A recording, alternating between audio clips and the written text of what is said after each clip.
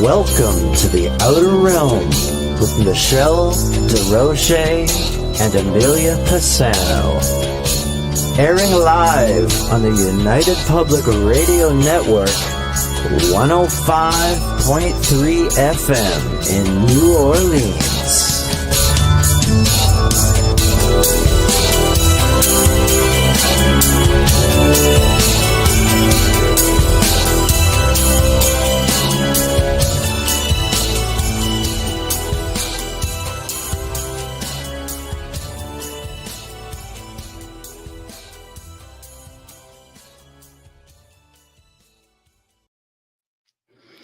Good evening, everyone. Welcome to the Wednesday night segment of The Outer Realm. We are broadcasting live here on the United Public Radio Network, UFO Paranormal Radio Network, 105.3 from the Gulf Coast, 107.7 FM from New Orleans. We are fully sponsored by the amazing people over at Folgers Coffee, who have been a part of our journey since the very beginning. So thank you, Folgers. We couldn't do it without you, nor would we want to. Also, big thank you to Justice Nicker, a.k.a. Dr. Snick, the Sonic Surgeon, for the contribution of his time, his music, and his voice for the intro you just heard. He's an award-winning composer of Halloween, horror, sci-fi, and dark wave electronic music, which can be found on all of your favorite music streaming platforms. Also, thank you to Steve McGinnis, the artist behind the banners here at the show. Check him out on Facebook and Instagram. Also specializes in the horror genre and basically does phenomenal commission pieces of any type. So tonight, we want to extend our condolences to one of our very cherished and loved hosts of the Angel Rock and Foot at the End of the Bed, Laura Lee Potvay, who lost her son today. So as part of our UPRN family member, we're all very saddened to hear this, and we just definitely want to send her our well wishes, and please just keep her in your thoughts and your prayers and send her as much healing energy as possible. Also, Amelia, really down with a bad flu bug, so let's please keep her and her daughter in our thoughts and pass on some really good energy and prayers and whatever it takes just to get her out of this and get her back on the show here. So tonight we welcome for the very first time Shin Corson. I've really been looking forward to this. I love doing cryptid shows. He's a member and co-runner of the Olympic Project, specializes in the research of Sasquatch. He is a co-host to Monster X Radio podcast. And tonight I have a feeling it's going to be a lesson in everything Sasquatch. Period. Now, I'm noticing we're also having a little bit of issues with our Facebook pages. So hopefully they'll kick in, guys. Just hang in with us and get on over to Facebook or X or Rumble. We are live on all of those different locations, and as well as all of the YouTube pages that we have. There's 3 of them. So please check us out there. And remember, just to our friends and listeners and viewers on Rumble and X, since you're fairly new, we can see your comments. We really can. Right up here on the board. And it's going to be something like this. So, hello, Wayne. Hello, Dolly. Oh, my goodness. Hi, Heidi. Hello. Just trying to make my way down. Hello, Mark. How's it going? Hello, dearest. So, oh, my goodness. Okay. Hi, Sherry. How are you? God, okay, making my way down the list. Hi, Trish, how are you? Nice to see you. So people are chiming in, and we can definitely communicate with you via the board. So I don't know about you guys, but oh, hello, Janie. Thank you. She can use them. Hi, Mish. I grew up in the North, and I grew up with a lot of stories about Sasquatch, among other cryptids, for the most part. But growing up in northern Ontario, which is in Canada, we would hear all kinds of stories, and we would travel all over the place. And the further north you went, of course, the more stories that came to pass. And I would get stories from, some of even my kids' friends who was like, oh, my grandfather's this long, distance truck driver. And I think one of the biggest hotspots that may even have been featured on Creepy Canada, Monster Quest, things like that, was Northern Ontario between a place called Thunder Bay, Kenora, which is right at the very edge of the next province. So for those in the US, that would be like the next state. And they pulled over one time because they saw something crossing the road. And it's pretty isolated up there. And the indigenous speak about this in that area really like big time. Like it definitely makes itself known. And when they got out of their truck, because they drove, they were partners, right? Long distance, so they could take turns driving. And they had this really pungent odor. And it's just like, what the heck is that? And they started, this thing was walking upright. It wasn't like a bear or anything else. It was walking upright with a, pretty big gait. And as they, I mean, I don't know what would, well, okay, I do, because I would probably do it. But they started going down into the woods a little bit. And then they could smell it. It gets stronger and stronger. And then they started hearing this tree knocking or tree tapping. And that was it for them. I think that was as curious as that they could get. And then they just hightailed it out of there. And that was the end of that. So, so many different stories. I think we're just waiting for our guest to arrive, by the way. I also have stories in northeastern part of Ontario, also really big. There is a park out there. It's a big provincial park, which would be like a state park in the US. And we have, hi, Michelle. We have family out there who own, roughly 100 acres. And we had a caretaker staying there for a while. And he would hear things at about 4 or 5 o'clock in the morning, just, tree tapping and knocking and a lot of shuffling and being logical. You just think, oh, yeah, somebody's out there cutting wood. Okay, yes, in the dark, 4 a.m. So it got a bit funky. And we just happened that we had somebody on, this is going back probably about 3 years ago, somebody on the show in the western province of British Columbia who was doing research on Sasquatch out there. And they started telling us, and of course, I'm going to ask Shane about this, but started telling us different do's and don't do's when it comes to these beings. And he said, whatever you do, don't go out there and start knocking pots and pans around and being all aggressive and making all this noise, because it's like a sign of war. So I remember just emailing our caretaker saying, whatever you do not repeat, do not go outside and start doing all of this. But being half indigenous descent, he started doing tobacco offerings and just doing a lot of shamanistic stuff, and everything was always good for him. But we sort of just let that go. We know that on the next property over that there's large caves there. We also know, I mean, our family member's property has a large lake on it, and of course there have been sightings up near this um this provincial park. There not only have been UFO sightings, there have been Bigfoot sightings, Sasquatch. It's believed that there's a base underground. Of course there is, right? There's all kinds of crazy stuff. They always seem to be linked together.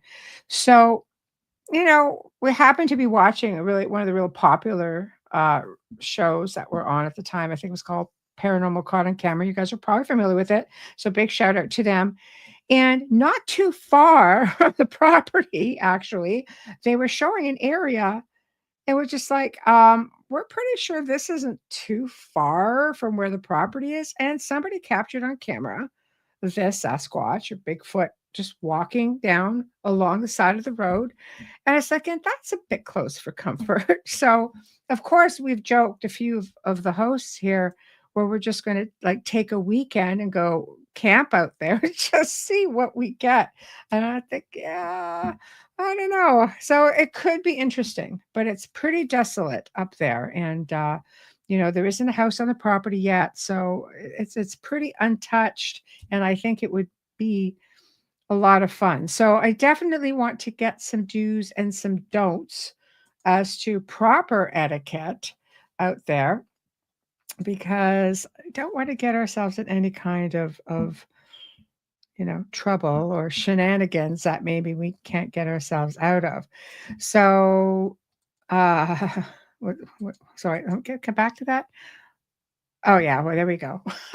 Yeah, thank you, thank you. Have my moments. I'm just trying to make my way into some of the comments because we have quite a few. Your friends have seen Bigfoots. You don't want to. I know. Chime in. I mean, I don't know. Wouldn't it be kind of interesting? Hello. Wouldn't it be kind of interesting? Yes, yes, I think it would be fun. I do. I really do. I think it would be really interesting. There are so many people that have had different experiences. There's a group, I believe, out in the western part of Canada, and they've actually started, I think you could find their stuff on YouTube. They've actually started dialogues with one specific group of Sasquatch, and they will introduce themselves. Now, these videos are a few years old, so I can't attribute that to AI or anything like that. But I tend to wonder because they've taught one of these guys how to say their name. And it's long and drawn out. But the fact that the effort is made is really interesting to me, and it adds a whole other level of intelligence and sort of makes them somewhat human in a way. So I am not a Bigfoot researcher. I'm not a cryptid. I'm like, the rest of the hosts. When we have a guest on, we just we research a little bit. That's what we do. And for those of you who remember, we've had Rod Moorhead on, and he's talked a lot about quantum Bigfoot and spent time. I think he's got videos out there called the Sierra Sounds. And there's been a lot of research done from that end. Every now and then, we really have people who come on with some really phenomenal research. And Shane is a researcher on this, and the organization. This is what they do. So I'm really looking forward to seeing what what it's really all about, because there's a lot of speculation, a lot of people out there who have their own experiences. Some people have good experiences, some people not so good. Some people, is it fear? Are they telepathic? Can they pick this up? I don't know. I think they're telepathic. I think they most certainly can pick this up. There are many in Pennsylvania. Oh, yeah, the state next door, but I'm not about to come up missing, so I don't go there. Oh my God, maybe, but I don't know. I don't know that you would. But there are stories out there. So, this is something else that we just want to find out, like, should we be afraid? Is that all hype? What what is that about? Newfoundland. Haven't heard many stories of them here. Well, I kind of, I mean, yeah, I mean, I guess it'd be kind of tough. You'd have to get them out on the rock. And then you're kind of all in it together, sort of thing, right? So that could be a thing. Niche Yowies, yes, yes, Yowies, Australia. So, okay. Hold on here. I am just uh, sorry guys, I'm just messaging the guest. Maybe he's having a tech issue. There we go. Oh, hold on. Okay, thank you. We're good. All right. Okay. Well, I guess we're just waiting. So, I'm just trying to think of other stories. I have stories of so many cryptids, but that's definitely one that I have not had an encounter. Hi, Mark. It's okay. Hey, you're in the UK. We're going to give you some breathing room. We know it's very late for you over there. So, hi, Alan. So, um, but yeah, I've had, some cryptid experiences, but most certainly not a Bigfoot experience. And I don't know how I would feel about it. And let's oh, boy, I don't know about that one. But again, I'm not a Bigfoot researcher. These are things that let's put it out there, once Shane is on the board with us, because that's definitely, that would be kind of wonky. Do you guys remember there was a story that was done? It's probably been covered a couple of times. This is going back into Russia. And the story was entitled The Dyatlov 5. And it was a group of students who went looking for who they called the snowman. And they trekked. They were supposed to be gone for like several days, and they were looking. And there are photos that surfaced because the team, I mean, we had, I think one guy turned back, and I think 5 people died. And there's a lot to do with that. So just look up the Dyatlov group, the Dyatlov 5, I believe, in Russia, because a photograph surfaced and they felt they were being followed because from afar it looked like it could have been a Yeti at the time, the snowman. Some people seem to think it was somebody, the Dyatlov 5 pass. Yes, exactly. Well, they say it was figured out, but here's my take on that is the fact that, there's military involved in that. So who figured it out, and can you really put merit into it? I mean, let's face it, we all know that there's a lot of stuff that is kept from us. I know there was quite a bit that was figured out, and people, the story came to be like, yes, it was this and this and this. Yes, something scared them for sure. And they all scattered, and, some froze. It's a big story. I don't want to give it away for those who did not see it. But in one of their journals, I guess they had some kind of a sighting, because when they found the journal, it said inside of it, one of the students had written down, "The snowman lives."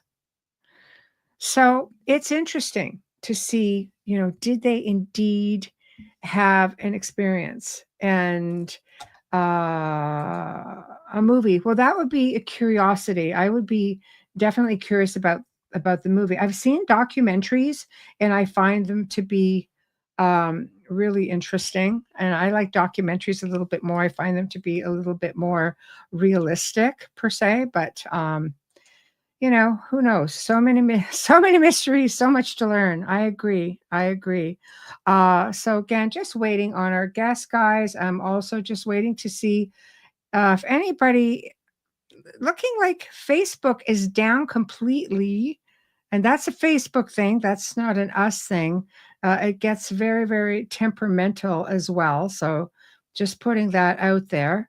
But it looks like Rumble is definitely working. It looks like X is working. It looks like all the YouTube channels are working. So hang in there. Maybe it'll pop up. I don't know. Unfortunately, I'm solo, so I can't go over and do any of the tech stuff while we wait. So 1 second here. Okay. Okay. Let's go. Sorry, guys. Sorry. Just again messaging our guests. Okay, good. So for those who have ever wondered, I think tonight we're going to learn some actual really good real research. Hello. Have you been curious about nests, for example? Some researchers and some people who have come across areas that Sasquatch has been known to be in, and they find these large nests. We've had some other researchers mentioned, about birthing and about grouping and things of that nature. So, how many people?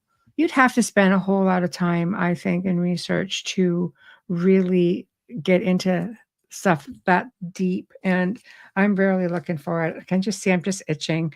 I'm just itching for him to arrive. I know that in California also, because some people think, oh, we're just going to go out there and shoot us one. Well, in some states, that would be illegal.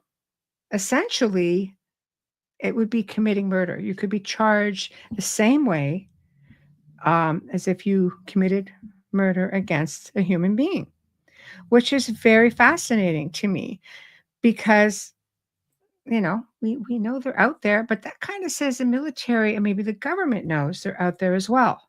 So we go back to, um, I always go back to Mount St. Helens because that's a big one. When Mount St. Helens erupted, helicopters were seen flying out of there with Bigfoot attached.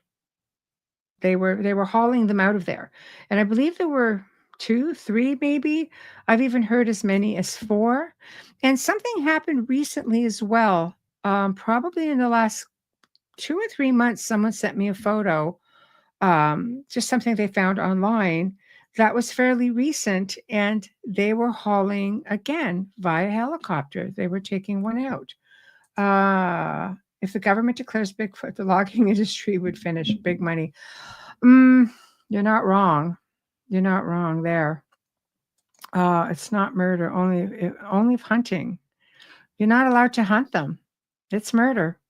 You can look that up. I think the state of California is one of them, and I think other states are following suit. So there must be something that they know that we basically don't know at all. So endangered species, same idea. You can't hunt an endangered species.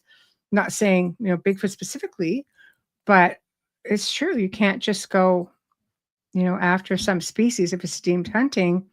And if it's something, there are birds out there you're not supposed to touch. For example, I know Canada is much the same as the United States when it comes to birds of prey. Eagles, hawks, owls, ravens, crows, believe it or not. Not supposed to do that at all. So forgive me, still have a cough, gotten over my cold. So with that being said, I think that would be a tough one. But I think that's the perception. If you take to a hunter, well, I'm killing it, self-defense. I thought there was someone out there, and again, this is something I would have to ask Shane, that shot one at one time. May have been a juvenile. Um, they hit it, and I don't know if it ended up in the guy's freezer. Honestly, I can't remember it because there's just so much misinformation out there, and there's just stuff that's a no-no, and we tend to fall into a lot of that. That's why I really like talking to people who know their stuff. So, okay, one second. Besides, I don't think you can kill. They're interdimensional. I've heard that theory as well. So, if you're talking to a primatologist, they're just going to say no. They're definitely not. But I don't think anyone's been able to quite peg what they are. And again, maybe through Shane's research and his organization, that maybe they have some of this stuff. Maybe they found hair. I mean, people seem to get castings of footprints and such. I'm very curious as to what his thoughts are on why you just can't seem to get one.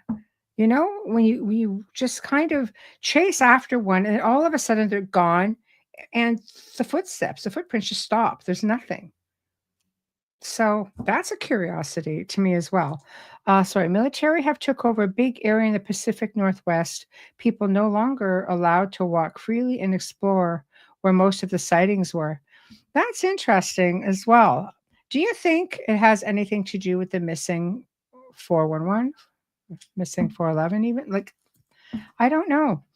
I just think there's so much information. I think it's really important to talk to somebody who just knows what they're doing, and hopefully our guest is that person, and we can just get ourselves some education, so to speak, proper education.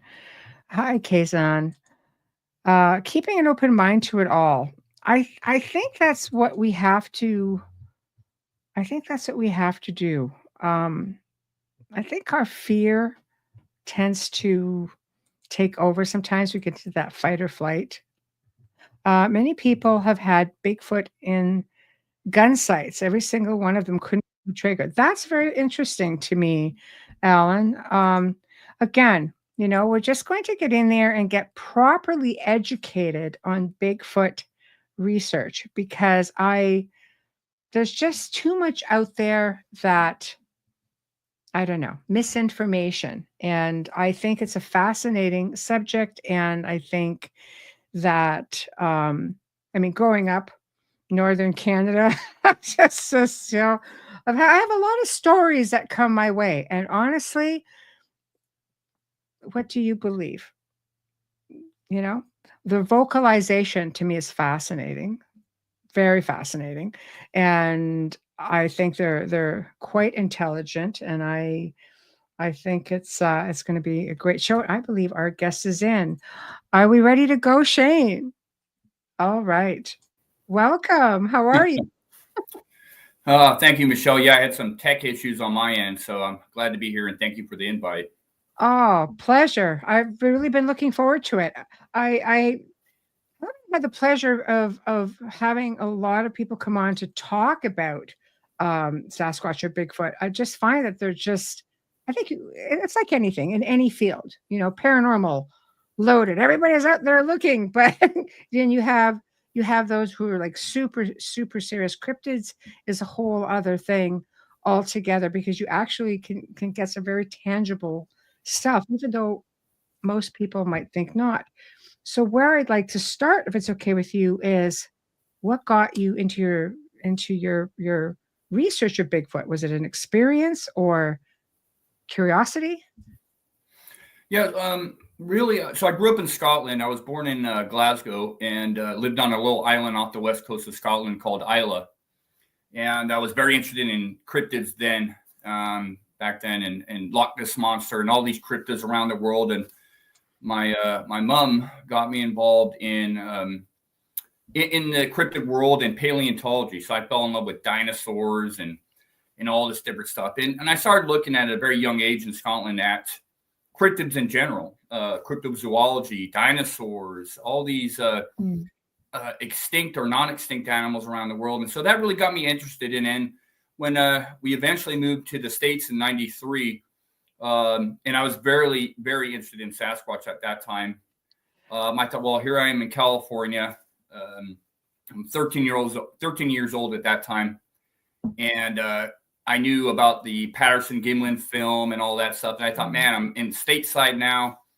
And so around 97, I got some wheels and I started driving up and down Southern California, Northern California. I spent a lot of time in the Sierras, spent a lot of time in Yosemite, San Bernardino Mountains, up and down, just hiking, exploring, camping, remote backpacking, and talking to witnesses. I, at that time, never had anything happen, but I talked or find anything of interest. But I did talk to a lot of people that had.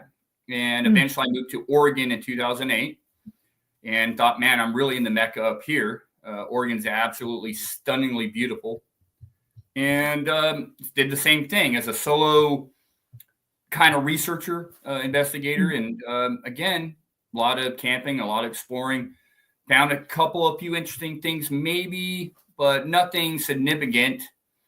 And then August of 2011, I had a 2-night experience with a couple of buddies on a remote backpacking trip where I wasn't doing anything Sasquatch related. It was a fishing trip up in the Mount Hood National Forest, and had a 2-night experience. The second night I got to see one, and it solidified their existence for me. And that set me on the path that I am doing now. So how did you feel about that when you sighted one? Most people will get, okay, fight or flight, I'm out of here, or you're the other way and you just want to go after them. Like there's not a lot of in between of just observing. Yeah, I'm a lot different now. I totally would go after them now. But back then, I had no experience with Sasquatch. It was a 50-50 for me. Do they, are they real? Are they not? And for me, it was, like I said, 2-night experience, second night seeing this thing. We're remote. We're miles and miles and miles away. So there was in high mountains in the dark, My sighting, and both nights it occurred around 1:30 in the morning. So it was more fright than flight, because we were not going to haul butt out of there in the middle of the night. We were going to stand our ground, and that's kind of what we did. So petrified would be the word at that time, for sure. I could see that. I could see that. We have a family member who's got 100 acres out in northeastern Ontario in Canada, and there's sightings up in that area. And we had a caretaker on the property, and 4 a.m. he's got tree tapping and tree knocking. And, thankfully, I mean, he was, half indigenous, and he's like, no, I'm going to do some shamanic stuff. And he was pretty relaxed about it. But I don't know. We've often looked at maybe going up there, and, but again, you want to be educated. I just don't want to go start up some shenanigans that I know nothing about and end up in a little bit of trouble, So, God, okay. That's a tough one for me as well. I think I would automatically want to go after one. Does that make me really silly? No, I don't. Depends. I mean, a lot of people want to see a bear, but do they want to go after one? Right. It's, Yes. I think it's within reason. I'm at the point now in this research where I have chased things, and I've been charged by a sow and a cub, mama bear and her little one, because I was seeing the eye shine in the woods, Right. Reflective light come out the eyes, and I didn't think it was a bear, but I took the chance, and it was a bear. And so kind of fair enough. Yeah. Definitely dumb, but I'm at the point now where I don't like to ask questions anymore. I want to know what I'm looking at. I have to know what I'm looking at. And, we got lots of equipment. I have therms, thermal night vision and all sorts of stuff. So usually I can tell. Sometimes I can't. And so I go the extra distance and try and figure out, and within reason. I try not to be too stupid. I have done some stupid things, and you live and learn if you don't die. Yes, it's not a typical research project, So I had to ask, because I have a healthy curiosity, but I'm not foolish either. So what does one look for specifically when looking for Bigfoot? Because there's so many different theories as to whether they are actual physical, like from the primate family, are they interdimensional? Some people will think, oh, those are the Nephilim. I mean, there's so many theories and a lot of misinformation. So, in your opinion, what is Bigfoot, and what is the best way to observe one? My opinion of Sasquatch is I don't know what they are, to be honest with you. I have my theories and my ideas, but I'm by no means an expert. I've been at this for a long time, and I just go where the evidence leads me, where my experience leads me, and those I interview. I've interviewed hundreds, if not thousands, of witnesses over the years. Wow. Everything points to me at this point in time that this is a flesh and blood creature that has its niche in the environment, that's small in number, that falls along somewhere in the primate line. And I know a lot of people hate to hear that, but we're all primates. And I'm not thinking it's, I'm not saying it's a silverback gorilla out there. It's got a high intelligence for its environment. So it fits in that niche. I think the key to the Sasquatch is their numbers. There's not many of them, in my opinion. Right. They're small in number. They may possibly travel in groups. There may be some solo individuals out there. And so it makes it very, very hard to find evidence, to track them, to go out and do what we do. But the Limit Project's approach has always been, we're not out to prove Sasquatch exists. We're about collecting as much data and as much information on something that most of the Limit Project knows to exist through sightings, encounters, experiences, or where the evidence has left them. And so we're just collecting data, and that's what we do. And so when we go out to the field, to the woods, and I'm out 3-4 times a week at least, and I'm looking for sign tracks. I'm looking for specific things personally in our areas where I'm looking for broken huckleberry branches, not just one or two, because bears break huckleberry branches, deer, elk, moose, bear, all these animals break that stuff. But I'm looking for specific huckleberry breaks. I'm looking for travel corridors. I'm looking for a lot of different things that way. And we do a lot of audio recording. We have that's the most, or I should say, the least intrusive thing you could do in the woods is leave audio out. And we have SM4 units out there in some of our areas right now, which are professional bioacoustical audio recording units, and they capture everything every night. We record every single night, 365 days a year, and we record and log every known animal and every known or unknown sound, every suspect thing. And so we put that in spreadsheets and we categorize it. Here's your barred owls. Here's your coyotes. Here's your bear. Here's your deer. Here's your bobcats, your mountain lion. Here's a warbler bird, whatever. And then here's sometimes your suspect stuff. So we can kind of keep track of an area without being there. So it's a multifaceted approach when it comes to this research. And I honestly don't think, and I base this off of my encounter in 2011, is that I wasn't out looking for Sasquatch. Sasquatch kind of found us. I think what we had done back in 2011 was got off trail and lost and disturbed something that it wanted us out there, out of that area. And the second night it worked. And so I don't go out personally beating on trees or doing calls or anything like that. I don't know what that means. Again, have my ideas.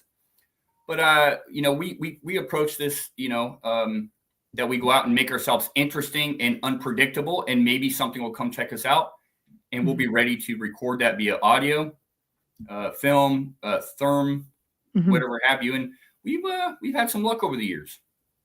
Right. So don't go in and making all kinds of like loud, crazy noises. And I was once told by a researcher, you don't want to make loud noises or banging things around because they look at that as a sign of aggression. Could be, I just don't know exactly what it means. I've been out there and I've done knocks before, and yes, I've gotten responses back, and that's it. I've been out there and made yells and gotten responses back. Not often, but occasionally, and got responses back. But then if you're just going out for the possible experience, then have at it. I'm looking for bigger and better than that.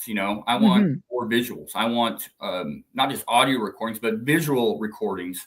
And I think Sasquatch is very curious. And so by making yourself unpredictable, but acting like a normal camper, a hiker, fisherman, those are the individuals, not your researchers per se, that have really good sightings going out as a researcher. It's always those people that are doing the most mundane things that run into these things and have their experiences. And they're not out there yelling Sasquatch calls. Maybe they're screaming at me. Maybe the kids are laughing. Maybe they're playing music. They're making themselves curious.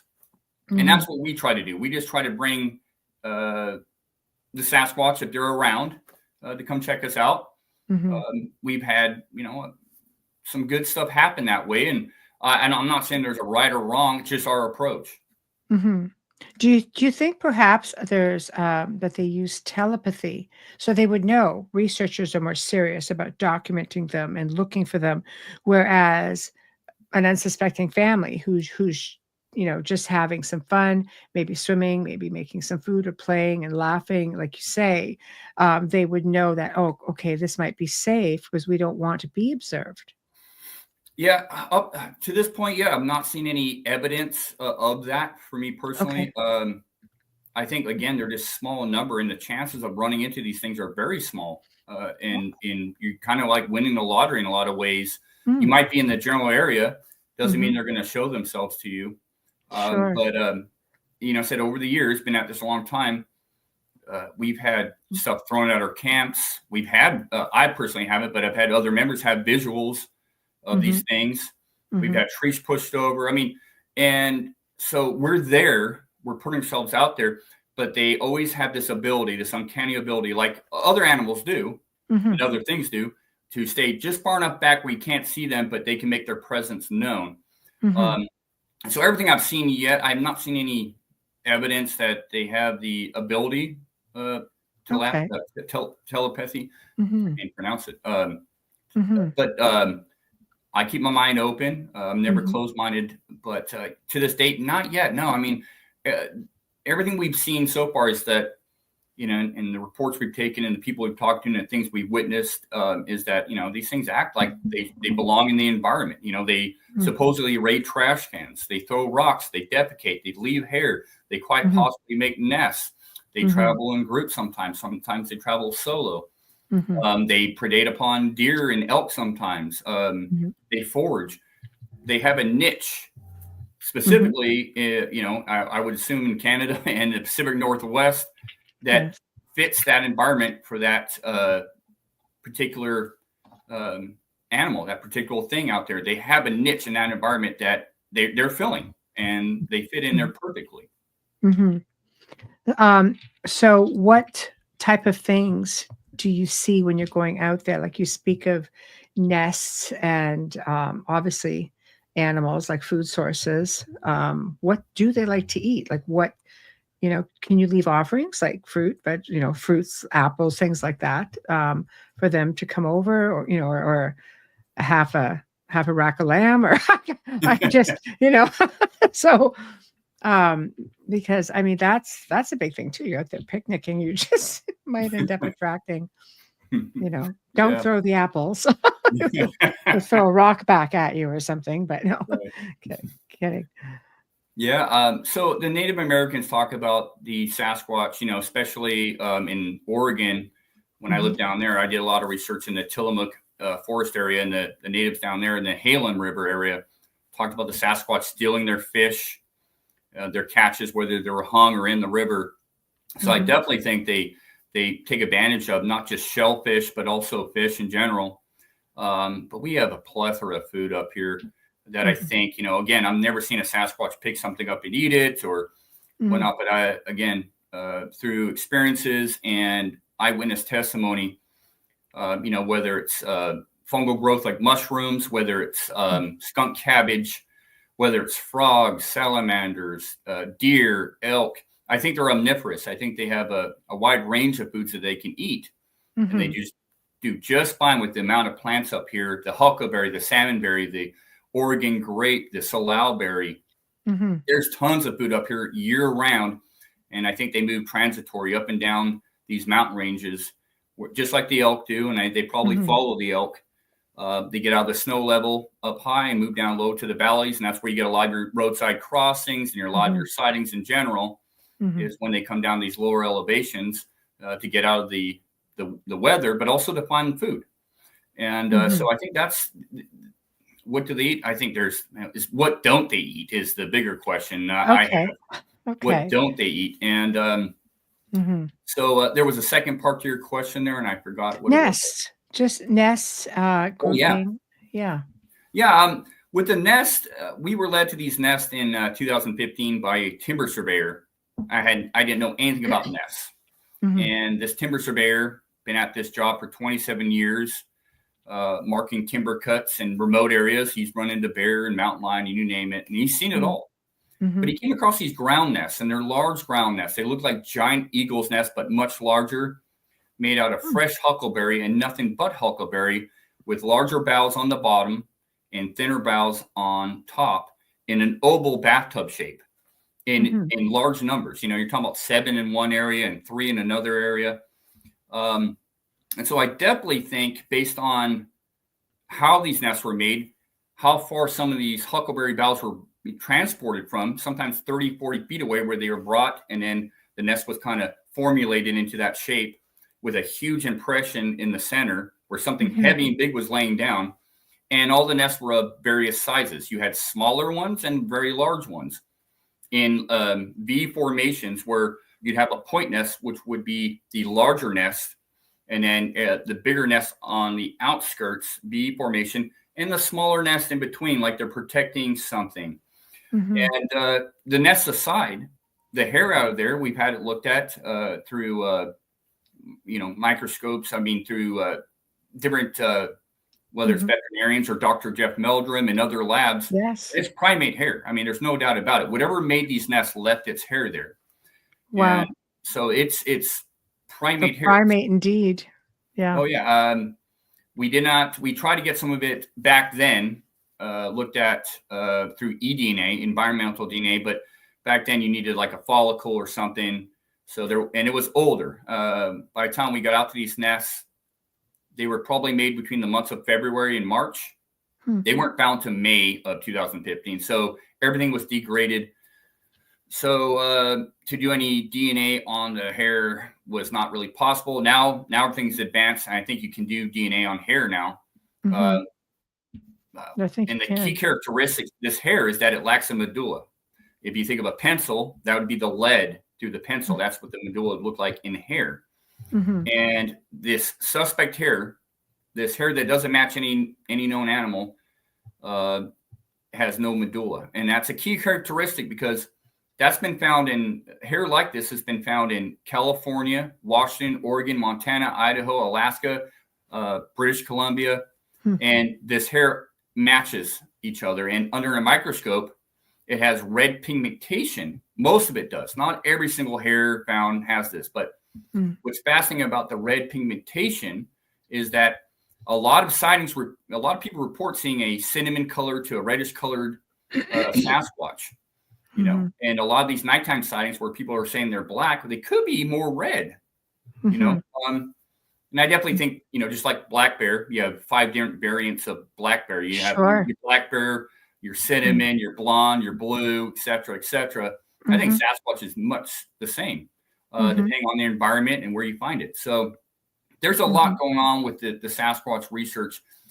The nests, we do not believe are being made all the time. We believe they're being made for a specific purpose at a specific time of year, and maybe every 4 to 5 years in this area that we're working. And historically speaking, again, when I was led to these nests by this timber surveyor, I didn't know anything about nests. So I had to do a bunch of research on that and come to find out that there's been nests found in California, in Alaska, and many other places. They're almost always found by timber surveyors or somebody involved in a timber company because they're found way off trail in nasty areas where you only reason you would go to these areas is to, if you had a job to go to these areas. They're remote.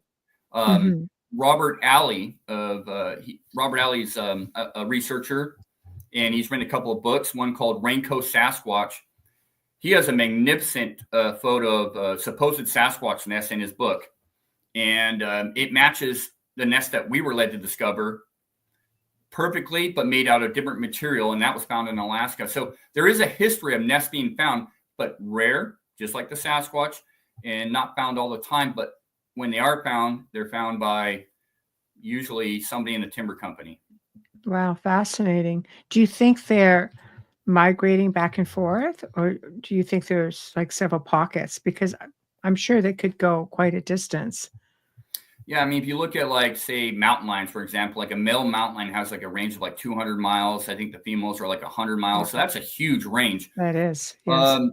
Yeah, I don't think, personally, just my opinion, I don't think Sasquatch really needs to be migratory.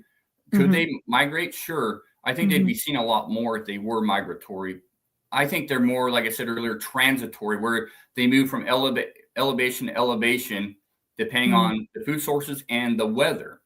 And so, I mean, when you have, there's an area we researched down in southwestern Washington where 25 years ago, there was a small silver-colored, whitish-looking Sasquatch seen. And it was seen in that area for over 20 years, periodically, by cops, by hunters, by people driving. And eventually now, I mean, if it is the same Sasquatch that people are seeing, it's now over 7 foot tall. And that, you know, so did it migrate? No, this area gets snow, it gets the bad weather. We always have rain out here, but it never really, if that's the same Sasquatch, it never really left the area, but it wasn't seen for long periods of time, you know, probably because of weather and food sources. So I think it just depends. It's like the Roosevelt elk we have out here in the Olympics. Yes. They don't really migrate. They, you know, transitory, and they spread out and they'll be seen in different areas, but they never leave the Olympic Peninsula. It's their space, right? That's their space, and they have everything they need right there. So what's your take then on Bigfoot's Sasquatch sightings in different areas? For example, you know, they have so many different names. I mean, the skunk ape, for example, also a bit reddish. But do they just have this different appearance based on the areas that they reside in? Or You are they know, pretty much, yeah. yeah, I mean, they very well could. If you look, like I said, the skunk ape, for example, there's a lot of variations there. It seems that we up here in the Pacific Northwest have larger size Sasquatch, and there's what's it called? Okay. I can't think of the phrase where things get larger as it goes, colder and more north. Hindenburg's law or something like that. But right. just like many other animals, where they get stunted in growth depending on food sources and elevation and where they live. I think you probably throughout the country. And I usually just like to speak about the Pacific Northwest. And I have done stuff in Tennessee and Kentucky, and I've been around the country a little bit. And I do believe there's Sasquatch in other parts of the country, no doubt about it. But just like I bring it up because it's just something that people seem to talk about, like the different variations. Yeah, I mean, could be, the same species, but different variants of that species, depending on where, what's out there. Could there be a subspecies? Yes. All questions I'd like to know. I don't know. Predominantly up here in the Pacific Northwest are described the same. I mean, you get some variants, but predominantly people describe the same thing over and over and over again. Maybe different color, maybe a different size, but shape, hair covered. One thing that seems to be consistent is the odor. So, I guess any animal or anything coming out of the wild would have an odor, but with Sasquatch, it seems to be very pungent and very strong. I've had people I know who have, been in the vicinity, especially like truckers. I remember a grandfather of one of my son's friends growing up, long distance trucker, Northern Ontario, going across from Ontario into Manitoba, and something walked in a bipedal position, straight, the arms swaying. And for whatever reason, middle of the night, they decided to park the rig on the side of the road and chase after this thing. And they said, like, as they got closer, the smell became stronger and stronger. And then, the stone hurling started and the tapping. So they just said, okay, we've outstayed our welcome, Yeah. The odor is a funny thing. So odor is actually, it's a very small percentile when it comes to reports. It's a very small percentile. Now, I do think, just like, I'm a hunter and I hunt a lot of game and stuff, and a lot of animals give off an odor when you get up close to it. And then sometimes you won't even smell anything at all.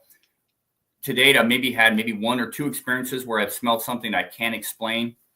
And in my original encounter in 2011, I never smelled anything. But my opinion, I was down at San Diego Zoo visiting my family years ago, and I've been down to San Diego Zoo a lot. And I always go to the primates and whatnot. And I happened to be passing by the gorilla exhibit, the silverback gorilla exhibit. And many times down there, I never smelt anything. This one time I'm coming around the corner and I smelt burning rubber and BO. And I'm like, whoa, what is that? And one of the curators saw me kind of hesitant and looking around. She goes, do you smell that? And I said, yeah. She goes, that's the silverback. And I said, well, where's the silverback? She's like, he's up behind that log up there. You can't see him, but he's nervous. And so he's something spooked him. He got nervous and he just exuded that from his lymph nodes and whatnot on his body. He gave off this kind of odor. And so that got my wheels spinning because, like I said, it's a small percentile when it comes to odor smells. People do report those. So I wonder in my head, as a hypothesis, if certain Sasquatch at certain times give off an odor because they're frightened, they're fearful, they're excited. And that's why we smell this, because a lot of the sighting reports, where there's smell, when there's smell involved, or people walk into that wall of stench, it's there, but it's, they'll hike through it or whatever have you and come back and it's gone. And I'm thinking that's because if it is Sasquatch, they departed the area and that smell moved. That would make sense. So it's just, again, just all ideas and hypotheses, but it is fascinating to think about. It would make so much sense. What about vocalization? Oh yeah, that's one of my favorite things because over the years, like I was talking about before, with our audio project we've been doing for a number of years now, and with our audio, we record audio, and Chris Spencer of the Olymp Project, David Ellis of the Olymp Project, they're kind of our audio gurus, and they'll spend hours, I mean, hundreds of hours going through this audio, and they don't just listen to it. They're looking at it on a spectrogram. They'll pop it on Audacity or something and look at the signatures, and you can go through audio a lot quicker by visually looking at it rather than listening to it. And your ears will play tricks on you, but your eyes can see signatures, and you can make out, okay, here's coyote, here's elk, here's mountain lion, here's birds, owl. And then you see that one anomaly, and you're not just listening to, you're looking at it, and everything's got a signature. And so over the years, we've managed to capture some really unique signatures, some really unique vocals and percussives, such as knocks and rocks on rocks.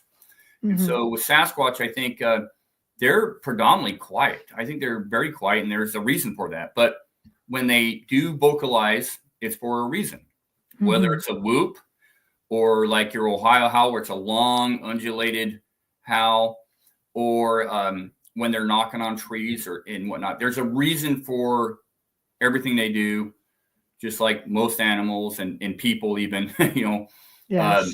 There's a reason for that. And the Sasquatch have a wide variety of vocals and things that they do, I believe, based on personal observation and hearing stuff and recordings over the years, hundreds and hundreds and hundreds of recordings. And so it's really cool when you can visually compare something you're not sure about that, but compare it to every known animal out there, and you're like, okay, this doesn't match any of that. And that's where you put that in your back pocket. And, like I said, we're about data collection, and that goes into our data file. Yes. No, that would be fascinating because I've spoken with people who, have heard them communicating with one another long distances, like fair distance away. And it goes like, we don't know if they're just, warning one another that we're here, whatever the case may be. But other people have said that some of it is just so beautiful. Oh yeah, we have categories for that. And by the beautiful, what I've heard in person and recorded is what we call sing song, where it almost sounds like singing. It is amazing, and we have a whole file set up. We call it sing song or songs, and it's not necessarily singing, but it sounds like singing, and it's amazing. The back and forth stuff I find fascinating because over the years I have heard distant Ohio howls, the oh, and it lasts 20 seconds, and then a minute later or 30 seconds later across the canyon, here comes another one. And I'm a guy that looks at known animals and looks at their behavior. And I found this on Nat Geo, I think it was, about orangutans and what orangutans will do. The male orangutan that has the phalanges, those phalanges stunt all the other males in the area. They will not grow a phalanges, but they'll do a long call, and that call from a distance is telling all the other orangs in that area, both male and female, that males, look out, I'm coming this direction. Females, hello, I'm in the neighborhood. Right. So they do that. And I think Sasquatch may have similar capabilities and may do something similar. And it definitely a form of communication to what? Who knows? If you look at Ron Moorhead's recordings, and Ron's a good friend of mine. The Sierra Sounds. Yeah, he's been on the show a few times. It's incredible. Yeah. Oh, incredible. Incredible recording. And the work done on that by Scott Nelson, where it's obvious there's communication going on there. And interaction, which is phenomenal. And we recorded, the Olymp Project has recorded something similar a few times, but nothing to that caliber, but something similar on a few occasions where you get that kind of samurai chatter sound. And we're not talking barred owls. A lot of people are like, oh, it's barred owls. No, visually you can compare it. It's not a barred owl, though barred owls you get 5 of them out in a tree, they'll sound like a bunch of monkeys. It's amazing. You can visually compare this stuff and rule out animals and known things, even humans. Everything's got a signature. But Yeah, there's so many questions when it comes to Sasquatch and what they do and how they do it and why they do it. Hmm. Um, I mean, I agree. Ron had said it goes, I was just so almost like enamored by some of the things I was hearing. Like it touches you in a way, Mhm. but I also love his quantum theory with it as well. And a lot of people say, because I know, Kazan mentions the intriguing subject about Bigfoot is the Bigfoot UFO connection, as well as orbs, like paranormal phenomena that seems to follow it, which I think lead people to believe maybe there is that telepathic link with one another. What are your thoughts on that? The high strangeness end of it. So I have a hard time with it, and I love Ron Moorhead to death. He's a good friend of mine, Yeah. and what I love Yeah. about this field is that there are no experts, so we're all just kind of on the same level Yes. playing field. And Yes. like I said, beside the fact that I spent a gazillion, I've been up and down California, all over the place. I've been up and down Oregon. I've been Idaho, Yes. Washington, Montana. I've never seen anything that I could not explain to date. The Mhm. Olymp Project as a whole, all the members have not yet. I think a lot of times people go out to the woods, and I've taken expeditions, people out there, and they see stuff. Mhm. And I go the extra mile, like I said before. Years ago, we were out hiking. This is probably 2014. And I had heard about orbs and all this stuff, but I had never seen one. And I'm like, well, shoot. I don't know if it's got Mhm. anything to do with Sasquatch. A lot of people go out the woods and then they see an orb or they see something, and if they're a researcher, Bigfoot researcher, they automatically assume it's got something to do with Sasquatch. And I have a big issue with that. Unless you see a Sasquatch and a UFO or an orb, they could be completely different things. But this 2014 expedition I was leading, we were out in the woods. It was about 12 a.m. and we're hiking in the Olympics. Mm. And there's this blue thing way out in the woods. It looked just like an orb. And I went, oh my gosh. Everybody's seen this. There's about 12 of us. They're all seeing it. And I'm thinking, this is an orb. I've heard about these things, never seen one. I said, well, looks like it's about 150, 200 yards away. I'm going to go down there and check it out. So I get off this mountain ridge and I go down, and people had turned so they could watch me. And I eventually get down to this tree and I'm looking around. I don't see it. And I look up and I see this blue thing glowing. Well, I got a good eyes on it. It was a mushroom. It was called a firefox mushroom. I didn't know they were in the Olympics, but it was blue and it was glowing. So for me, I think a lot of it can be explained away, whether it's bald lightning or bioluminescent mushrooms. Not all of it. No, not all of it. Of course not. But my problem is and I've had people see all sorts of stuff out in the woods because of fear and adrenaline. Sure. And they're kind of open to that. And then it just happens. Maybe because I'm not open to it and I don't see it, maybe. I've just not, I ran into all sorts of animals in the woods at night and during the day. I've seen a lot of crazy things, but nothing to date paranormal for me, nothing that I could not explain. Yes. And again, I try to go the extra mile to get that answer because I really want to know. Because there's a lot of sightings and people who have had Bigfoot, Sasquatch sightings, who will claim that they'll see orbs around them as well. Like I've heard that many times. I'm like, what is that? That connection. But I guess it's just not everybody sees it. Not everybody sees. Literally, with, I used to run I still do, but not as much. A podcast called Monster X Radio. I've been doing it since 2012. Yes. And I've interviewed, like I said, hundreds and thousands, and speaking engagements all around the country. Yes. And the number again for me is small compared to just normal sightings where someone just sees a Sasquatch or whatever. They're still small enough that it's not really piqued my interest yet. If I start getting in the hundreds and in bigger number where everybody's seen it, then I'm going to really go, okay. And we're always, as a project, Olymp Project, always testing ideas and experimenting. And, we've had, lots of weird experiences and awesome experiences. Most of the time it's boring, but sometimes we do have those experiences. But today, just nothing of that caliber, nothing I could go, okay, maybe there's something to that. But like I said, I'm not closed-minded. But you have to have your very own experience, of course. Yeah, You know, exactly. like It's just like someone seen a Sasquatch, you know, people will doubt them, but when they have their own, then it's real. exactly. Well, yes, that's something you see every day. So, in your opinion, there are some people that think, Sasquatch is highly aggressive, may even be a responsible culprit with the missing 411. Some people believe that they'll attack people. Other people like no, they just want to be left alone, and they don't attack people. I mean, I think you had Alaska Killer Bigfoot. I think Ron did that one too. Like that was an indigenous belief, or a story of their folklore, their Mhm. oral history. So you don't know for sure, but Right. what are your thoughts?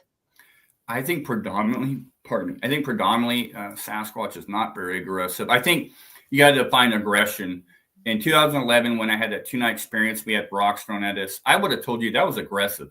But Yes. looking back at it now, I don't think it was aggressive at all. I mean, that thing things could Hmm. have come in and stomped us and torn up our tents and Oh, made us I think so. disappear. Never Yes. happened. It was more of a intimidation. So Hmm. intimidation and aggression are two different things. Now, Hmm. it's like, I probably run into black bear a few times a year while out hiking, and most of the times they'll just flee, they'll run.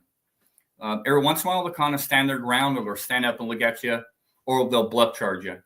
Are they being aggressive, Yes. or are they just, trying to get your attention and they're scared? I think Right. that's predominantly. I don't think Sasquatch is absolutely out there murdering people left and right, or Mm. I think they're smart enough to know just they don't want to mess with you as much as you don't want to mess with them. Hmm. And are they Hmm. responsible for missing people? I mean, bears, mountain lions, they're all Sure. responsible for that. Could Sure. Sasquatch? Absolutely. I Hmm. always say, and I've had this experience, like I mentioned earlier, if you run into a mama bear, a sow, and her cubs in the Hmm. wrong place, that's a bad spot to be in.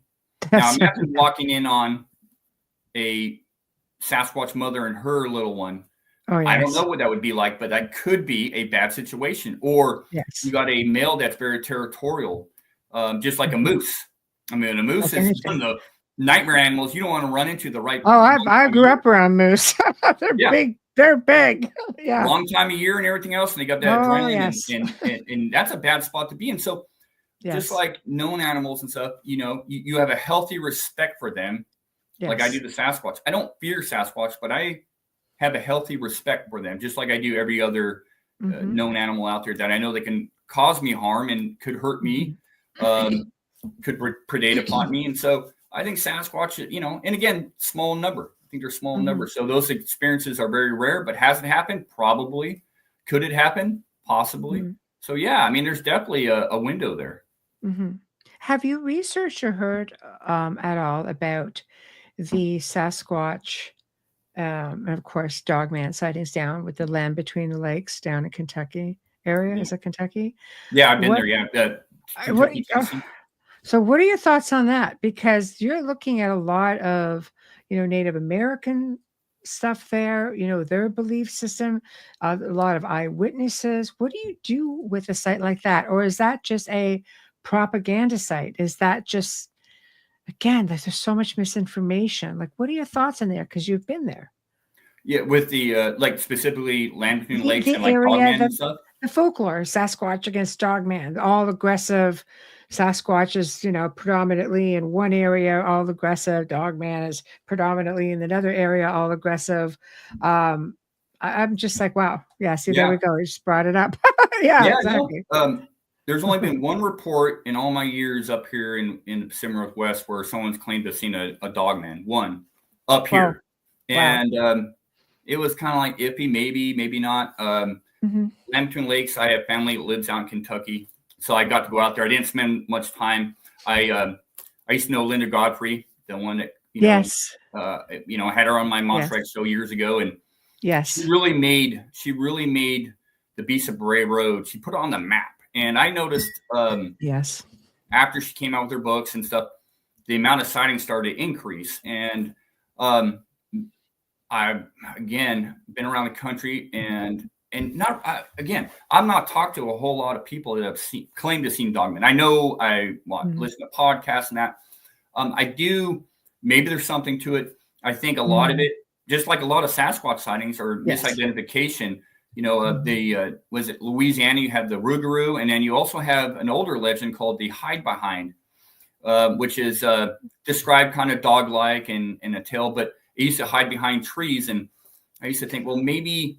Oh, no. We've seen something down here in Ontario, Southern Ontario with those. They just disappear behind.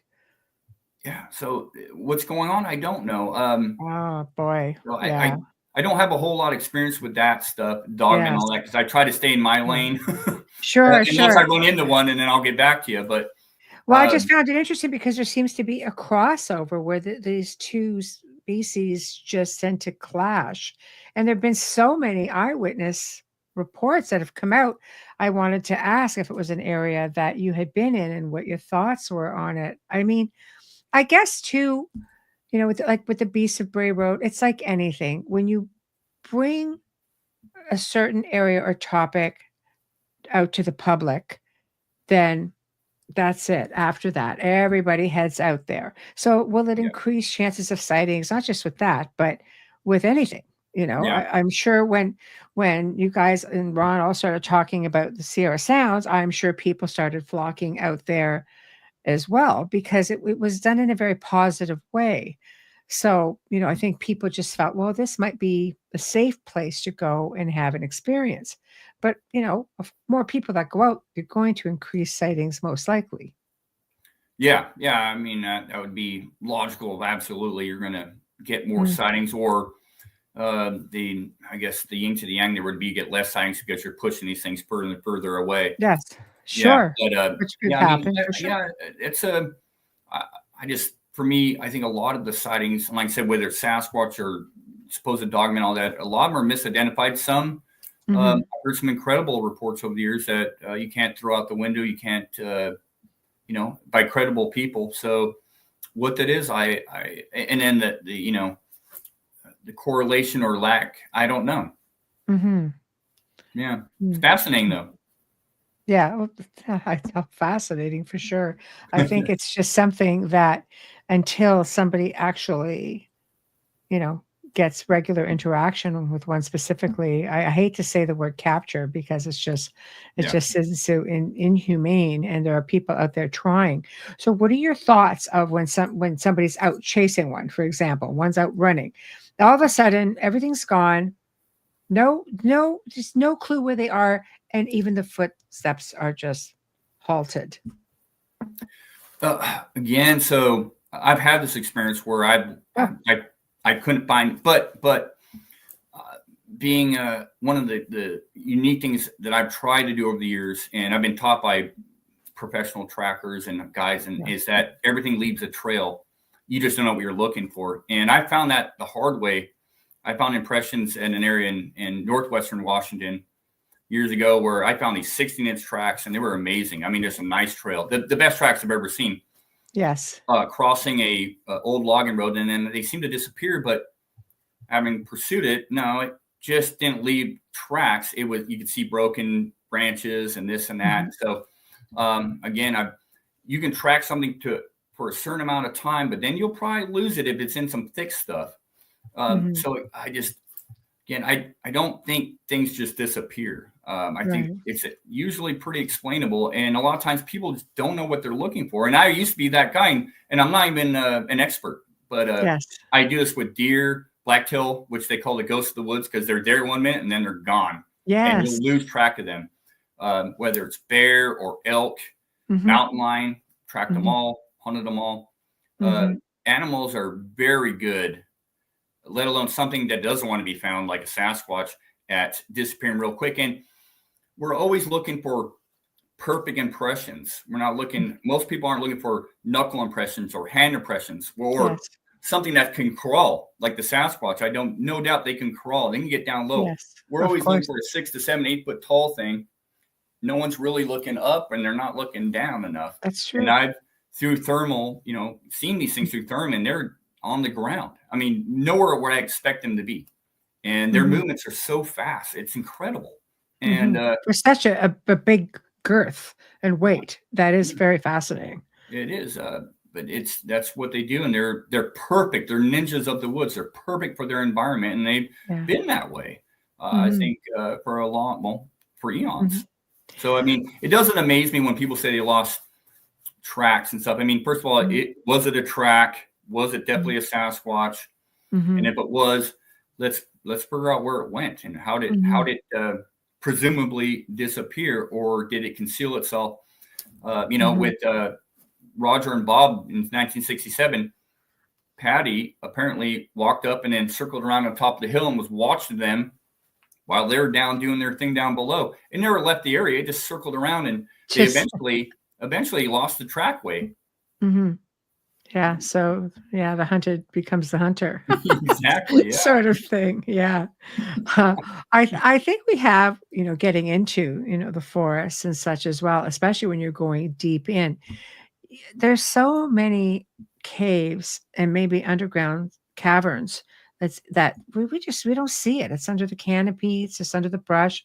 Do you think maybe, because I mean, I know because you see so many nests, but do you think maybe that they're making their way down there? I mean, that to me would make sense. You just pop down in a hole somewhere under some brush, you'd never know. And it's not unheard of. I mean, you have cavern systems that just go and go and go. Yeah.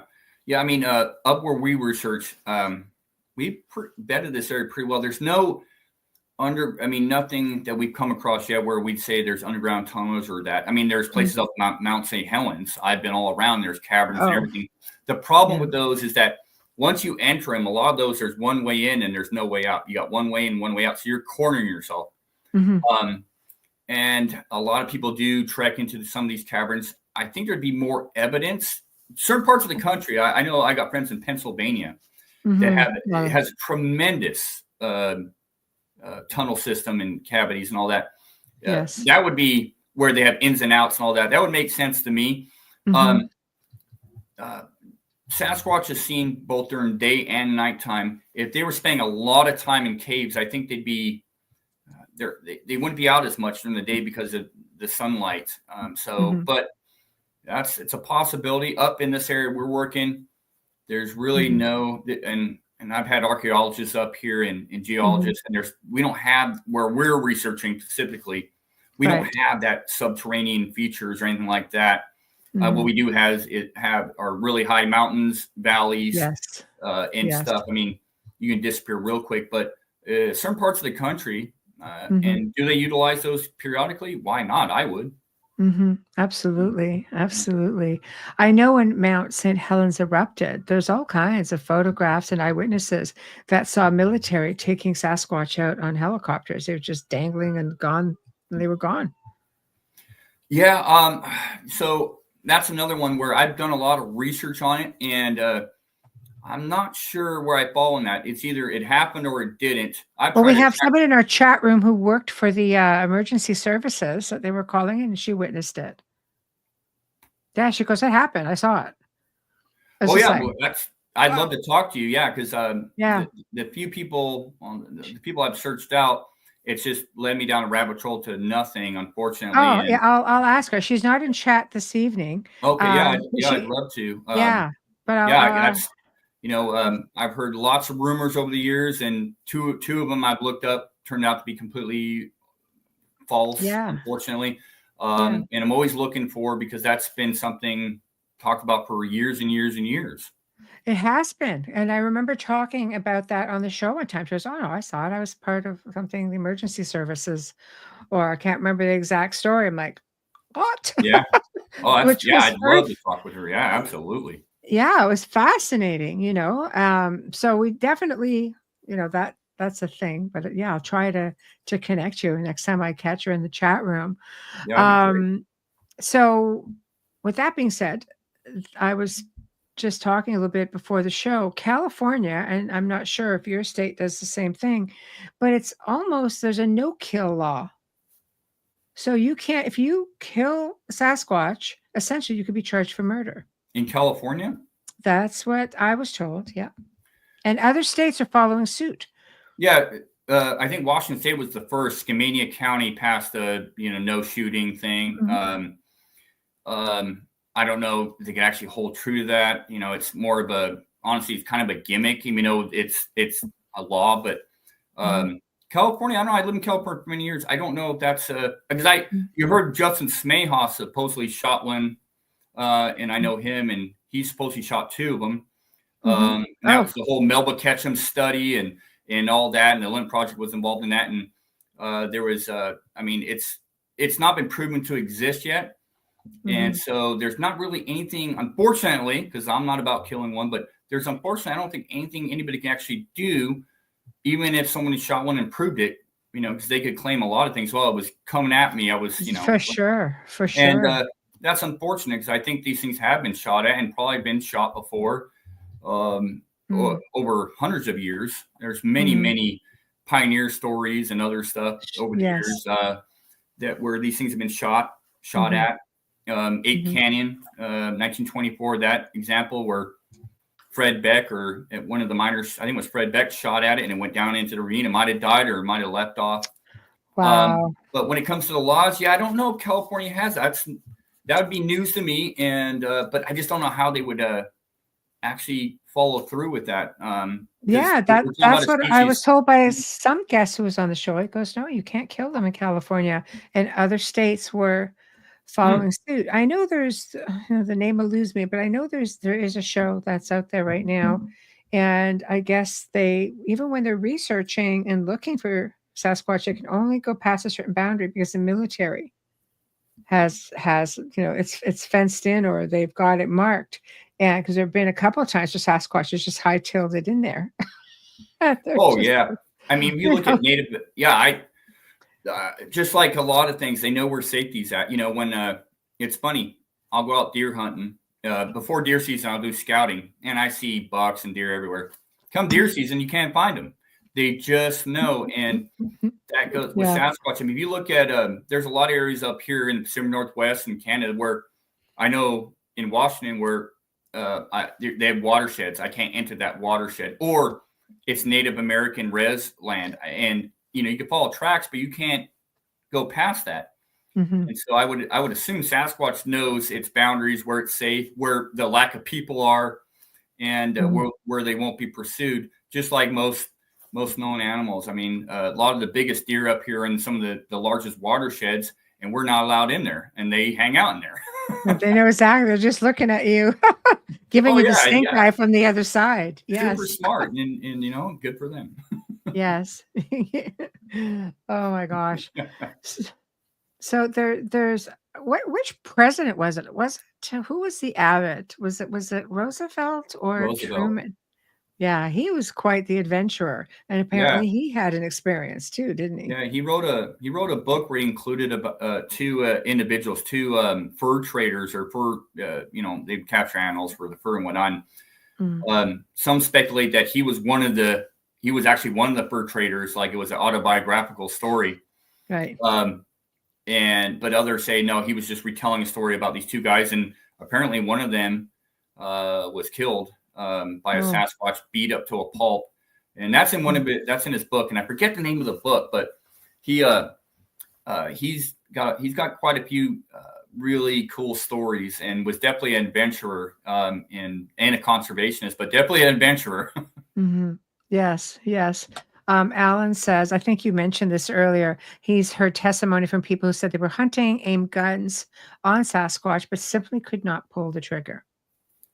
Cool. Yeah. I mean, I've talked to many hunters that have had their scope on a Sasquatch and couldn't pull the trigger because, not because of a laws or anything, but because they said it looked at me, it looked kind of human, but ape-like, but I just, and quite honestly, if you're an ethical hunter, yes, and your life's not in danger, I don't care if you're scared, your life's not in danger, you should not pull the trigger. That's just, you don't know what you're shooting. You don't know what you're shooting at, and that's unethical and not good. If your life's in danger, that's one story. But otherwise, you should not ever pull the trigger on something you don't know what you're shooting at. That's just, it's not right. And I've heard that from many, many hunters where they've had these things. One of the cool stories was I had a friend now, him and his wife were out hunting in the Tillamook area, and they were both husband and wife next to each other, hunting elk. And they, about maybe, I think 75 yards away, they saw some brush movement through the huckleberry, and they saw what they thought were two ears popping out, and it ended up being two hands, and it parted the huckleberry, looked at them, and brought the huckleberry back. And what they thought they were looking at were ears. They ended up being two hands and a face. Wow. And he could have pulled the trigger, but he said, you know, he's an ethical hunter. He knew he wasn't looking at an elk or deer or bear, and wasn't sure what he was looking at. Just something he had never seen before. And so there's lots of stories out there like that. See, I think that's so interesting, because there are people out there who would do it just for the sake of saying, I got one. And then you have people who do have integrity and they are ethical hunters. And it's just like, no, there's not that many of them out there. And I've heard and read about people who have come eye to eye with them, face to face, and they say they seem to just look right through you. Like, but not with, it's not an aggressive look, you know, they just seem to make that eye contact, and you have that human aspect of them. There's intelligence there. Yes. Yeah. There's intelligence there, and not just the awe and all that stuff, but there's intelligence there. And, you know, I've yet to have that face to face. You know, I've seen something about 40 feet away. But there's that interaction there. And, yeah, there's people out there, I think, that have shot at them. But I always tell people, you know, with Sasquatch, I have a gut feeling, and some of the stuff I've learned over the years and witnessed, I don't think they ever really travel alone for the most part, maybe occasionally. But you're talking about groups. I've heard about stories where people have shot them and shot Sasquatch, and it's dropped, and there's more there, and they pick up the body and take it off, or chase the person off, or worse. Well, it would make sense because people just don't find bodies. Yeah. I mean, again, small in numbers. So that's kind of where I lead with the body thing, because it's a great question. I get it probably the number one question, right? Where are the bodies? Where are the bones? Yes. Again, doesn't even amaze me. You know, I know people have found bear bones. I know people have found other bones, but I've been in the woods and many of the other people I work with and other hunters and neighbors, they never come across bear bones. And we're talking about 30 to 35,000 black bear in the state of Washington, roughly. And never come across black bear bones or mountain lion bones. And we're talking about Sasquatch, which is, to me, very small number. It doesn't even blow my mind. And then, you know, like a lot of animals, I've had dogs and cats go to peacefully die in the middle of nowhere, and I've never found them because they're on their last legs. And they don't want to be bothered. They don't want to be eaten alive. And so they just disappear. Maybe Sasquatch as a group has something to do with that, whether I've heard, you know, they bury them, they do this and that. I think if they buried them up here in the Pacific Northwest, things disappear real quick, bones wise. I mean, I've literally had watched elk disappear in a week. Everything. I mean, bones and everything.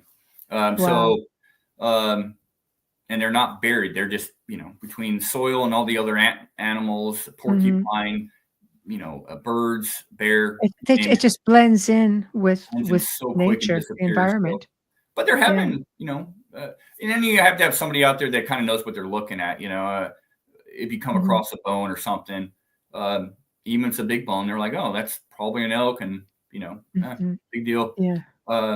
Not recognizing, you know, that could be a Sasquatch bone, you know. So, well, if you don't know what you're looking for, but I mean, imagine if you found a big femur, you'd be like, what the heck is that?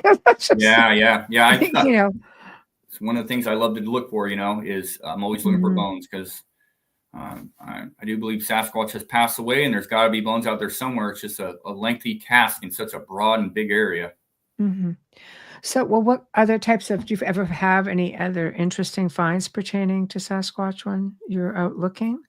You know, but you know, the main one, I moved up to Washington State after these nests were found. I was living in Oregon, and I moved up because I got to view these nests on a trip, invited. And when I got to view those, it blew my mind. And I knew this was a major discovery, unexplainable, and I wanted to know more about it. So I ended up moving up to Washington and been studying these nests for, you know, since the latter part of 2015. And then in 2020, my buddy Todd and Hale and I walked in on one being made.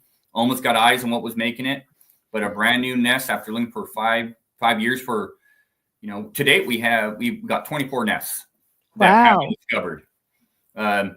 22 ground nests, and then 2 that were made in the huckleberry bush themselves as like a practice nest. Mm-hmm. But in 2020, we came across a brand new nest being made. We heard something break in the branches. We walked up to this area, and whatever it was retreated down the hill, circled around behind us, and then circled down and took off, and subsequently found, after going back into this area and finding this huge pile of huckleberry where some of the breaks were 9 feet off the ground, some were a foot off the ground. The whole area was just decimated, huckleberry breaks and piled up, being formulated into a nest. And when we eventually collected up that nesting material, underneath there was 14-inch tracks, just like Patty, the same size. Yes. So we found hand impressions in the area, and then more of this this primate hair, more of the same hair. And it was found again in the latter part of February, the last weekend of February, when we think these nests are being made periodically. So today, that's probably the most unique thing I've come across personally, was the tracks, the hand impressions, the hair, and a nest being made. We were this close to getting on our GoPro and seeing this thing. It heard us coming and managed to get out of the area before we got there. And so, I mean, over the years, multiple track impressions of various sizes, small ones to big ones, like, as you expect something to get smaller, starts out small, gets bigger. A family unit, and a very sized hand impressions that are amazing.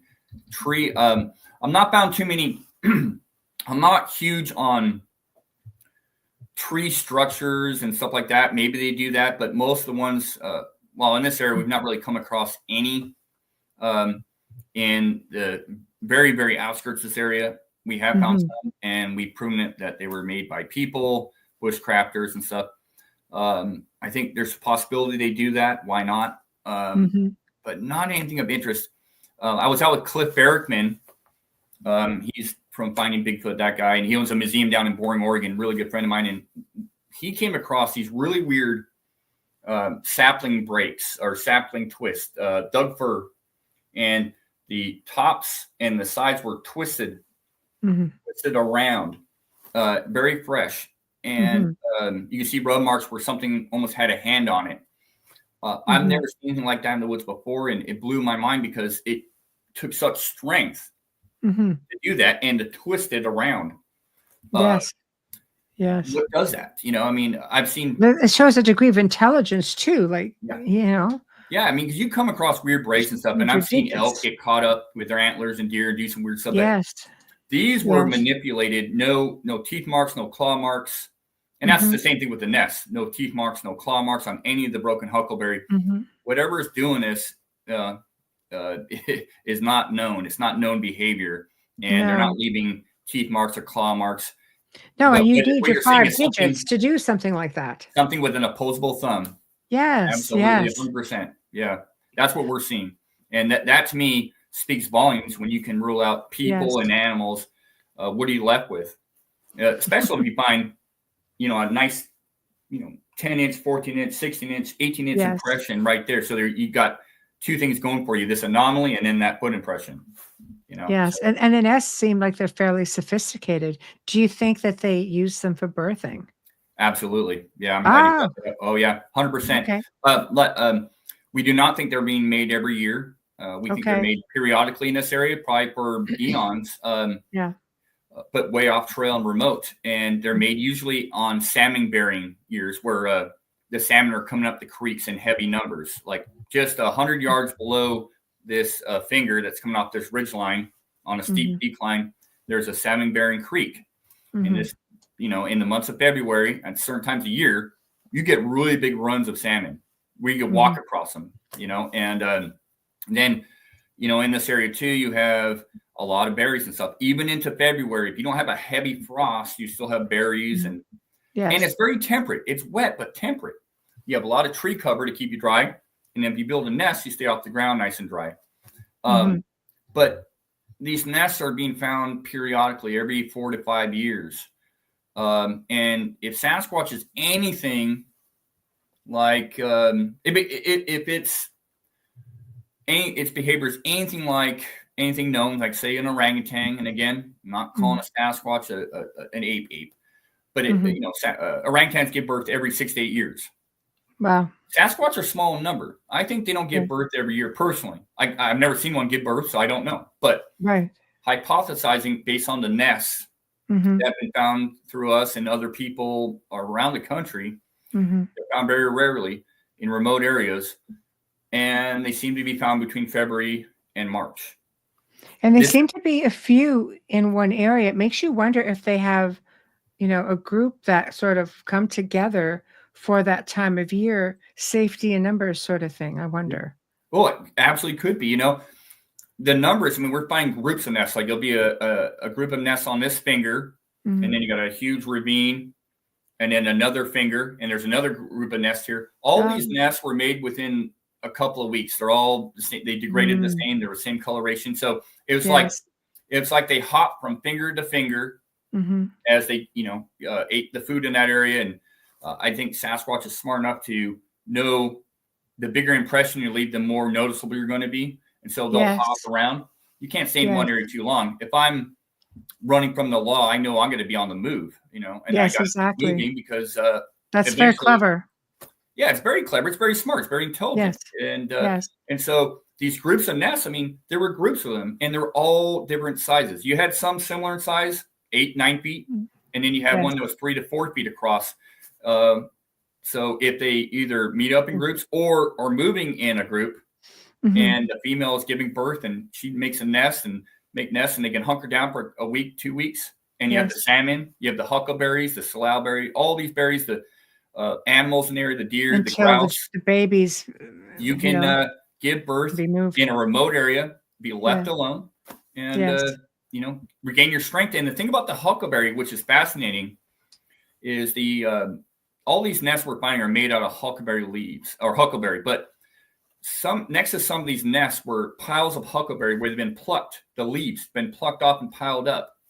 And I thought, well, that's weird. Big pyramid-shaped piles.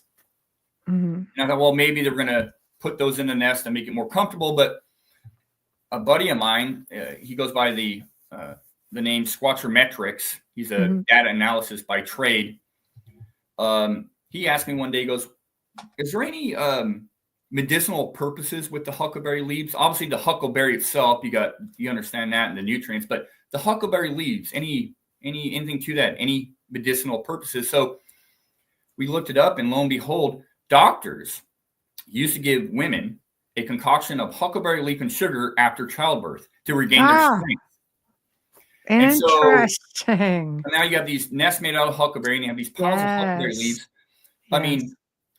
We know what to do. We're sick. Dogs, cats, bears, gorillas, they know what to eat if they have upset stomach.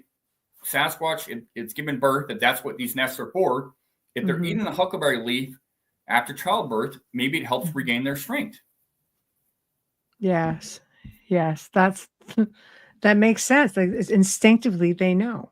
Oh, yeah, absolutely. So there's a high level of intelligence there. Anybody that just thinks that you're dealing with something that, they don't give primates enough credit at all at any level. Right.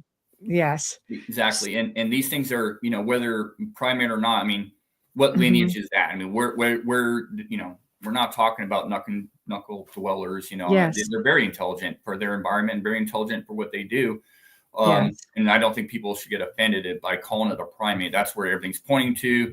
I don't consider most of the people I know to be dumb, and we're all primates. I think everyone, will have different perceptions based on their own experiences as well. I'm coming to that part of the show, the Olympic Project. Tell us about the Olympic Project. Yeah, so we are, it was founded in about 2009 as a camera trap project.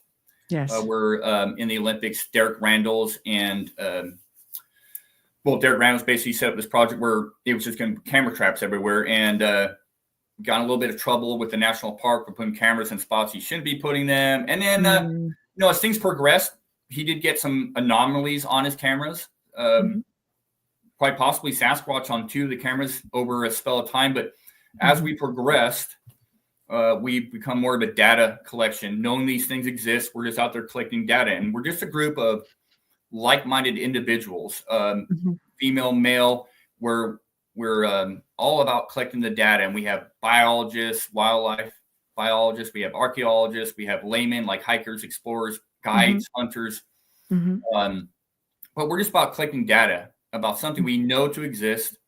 And if Sasquatch is ever proven to exist, if that ever comes into fruition, then we'll just have all this data readily available. And it's a lot of it's already out there on our Limit Project website, but we have such a portfolio now of sounds, recordings, hair samples, tracks, impressions, you name it. We have such a plethora, such a pile of stuff that it's there for public consumption and scientific consumption. And fortunately, working with a group called Project Zoobook, Amy Boo's group, she's out of Ohio. She runs a group called Project Zoobook.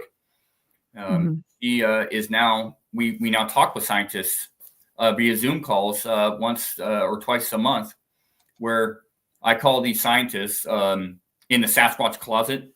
They're very interested in what's going on. They think there's something to it, but they want to know more about it. But we're kind of more of a think tank where we bounce ideas off each other. You know, I brought anthropologists and primatologists and zoologists out to the nest area before, and they're all blown away. And they could recognize that they're seeing a lot of similarities between what they work with, but out here in the United States and Western Washington. And so there is a lot of good stuff going on right now with academia and researchers, enthusiasts, investigators.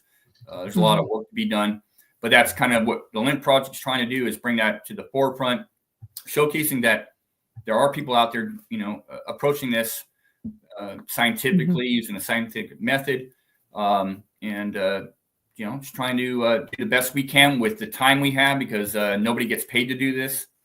You know, it's for me, it's not as close as a job without getting paid, but it's a job I love, and it's a labor of love. Absolutely. So that's what we're about, and kind of the direction we're going. It's just collecting data as we've been doing for years. Yes. What do you ever have the opportunity, or have you come close to your knowledge of following, you know, a certain family or a certain individual Sasquatch? I mean, obviously you can't tag them, but there are people who just follow, you know, certain ones just to see how they're progressing and their evolution and so on, their habits. Yeah, I mean, in this nesting area, we believe that they're there a lot, but not necessarily year round. We're talking, you know, hundreds of square miles. So, and it's a good drive to get there. So it's hard to be in one area. If I could be in this area one time, you know, 6-7 months, maybe I could claim that maybe. I would get so remote and stay off grid and just document everything, and that would be the way for me to do it. But I've worked with individuals in the past that have had, you know, encounters like that where they've seen these things daily and nightly, and to the point where they eventually move. Right. Well, I think it'd be great. It kind of reminds me of the movie The Call of the Wild, you know, where you had that guy out there and he's making nice with this wolf, and they just get closer and closer and closer. But maybe that's the way to do it, you know, stink yourself all up with dirt and, you know, and just don't look so squeaky clean, and just live off the land. And then you're just another bipedal. And maybe at that point you might be able to get quite a bit of stuff. Yeah, absolutely. Maybe one day when I retire, I can do that. I know. Is it always that way? Well, when I retire from my real job, you know, or you find the right place. Like the reason I had asked about fruit and things like that. So I remember a long time ago actually reading a story about a woman back, you know, when you actually look at magazines and not everything wasn't always online, but there was a story of a woman, and her family just lived sort of off the grid. And they were just on the edge of a forest in the United States, southern United States. And it started off with one Sasquatch coming in, and he would steal her apples, because she would pick bushels of apples from her trees. So she like, what the heck is going on with my apples? So she caught him one day coming in. So she started leaving apples and other things out. And over time, the Sasquatch came back with a juvenile. And over the course of a couple of years, she had like an entire family out there that would only come at a certain time of the year. They seemed to know when the apples were going to be there, probably in the fall. Yeah. But she just started leaving things out. It's not like she had a direct interaction, but she said she could monitor them just from the window and she would watch, and they knew she was watching, but they felt safe on her property. And she would put it all out, leave a little bushel basket. And sometimes they would eat it there. Sometimes they would just collect it all and go off with it. Yeah, I've never tried that. I mean, early on when I was kind of what I call learning the ropes and thought I was doing stuff, and I learned that a lot of what I was doing starting out was completely wrong. I mean, just for me, when I joined the Land Project, I got quite a learning curve. Yes. But most of the areas that I traverse, I mean, if I was to leave something out, I have ravens following me all the time. I love ravens. Raccoons. Yeah. Oh, me too. They're I love my them. favorite. They're so smart. I grew up with like 2 families of ravens. Yeah, pine they're so trees. smart. And so to leave something out there, it'll be gone in a heartbeat. For most areas I traverse. Especially if it's shiny. Yeah, I mean, I've had friends leave fish out and they come back and, animals, I mean, mice and rats and raccoons and possums. Yeah. Just, you can leave cameras on them and all that, but there's so many known animals that do that. But I mean, I've worked with a couple of witnesses over the years in remote areas where they move into a cabin that's been vacant for years, but there's an old apple orchard over here. And all of a sudden they start getting a lot of crazy stuff happening. They're seeing the Sasquatch. Mm-hmm. So there's one food I know Sasquatch loves. It's apples. Too many stories. I work with a guy. He's also an investigator, but he lives on a reservation up here in Western Washington, and an old reservation, and they have an apple orchard that's over 100 years old. And the Sasquatch move through there. They do, but anytime we're out there, they're not around. Yes. They disappear quick, but all the natives in this area know of the Sasquatch. Yes. Yeah. Yes. And they love the apples. Well, I'll have to remember that. Don't have an apple tree. No. It depends how bad you want the experience. One final question. I would like to know what to do. It's funny how she says when I see one, because she's terrified of them.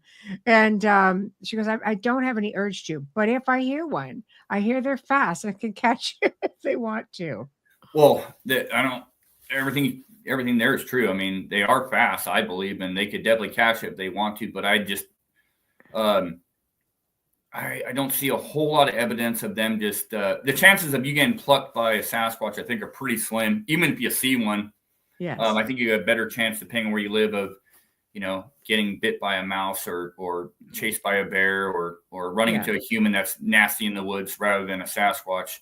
Could it happen? Sure. But I don't think you really have anything to fear. Most of the time, I think Sasquatch is just curious. Mm-hmm. And again, like I was saying earlier, some people will call it aggression if you get a rock thrown at you or a tree beat or grunts. It could be playfulness. It could be intimidation. But the numbers. There's lots of people that have sightings out there, and the numbers tell you that they're curious, playful, and sometimes intimidating, but not necessarily aggressive. Though I'm sure those things have happened in the past. I think anything that size could be intimidating. I'm intimidated by a moose. I would be. I got cornered on one on a hill in a sports car one time, a male and a female, and I sat there for half an hour with the lights out because they were so mesmerized by it. And I'm thinking, I'm going to die. But anyway, I didn't. And good. Well, I'm glad to hear that. Oh yeah. That male was just bigger. It was a 300 ZX, and it was considerably bigger than the car. No. Oh yeah. Massive. I couldn't believe it. Just coming down this highway, thinking you're cruising along 2:00 in the morning, just getting home. And there it was. Both of them right across the road. It's like, oh my God. So I could see how a bipedal, giant size, could be intimidating. And of course, a lot of people go back and think these are the giants of yesteryear that the Smithsonian keeps trying to dump bones into the ocean and not talk about. How many Sasquatch went that route? I'd like to know. Maybe one day we'll know. Yeah, it would be fascinating. But thank you so much for joining me tonight and giving us, the I guess the academic version and the education version of Sasquatch, because there's so much out there, and I think some of it, some people do try to instill that fear. It's just like anything. Cryptids are meant to be feared, and but I don't know. Lots of theories. Yeah, anything unknown is most people fear.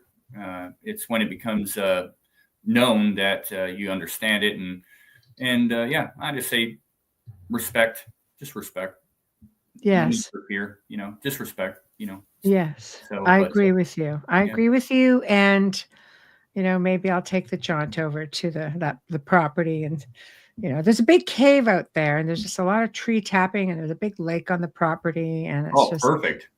I know that's there's that part of me that goes, yeah, it's great. And there's that part of me that goes, yeah, yeah, maybe.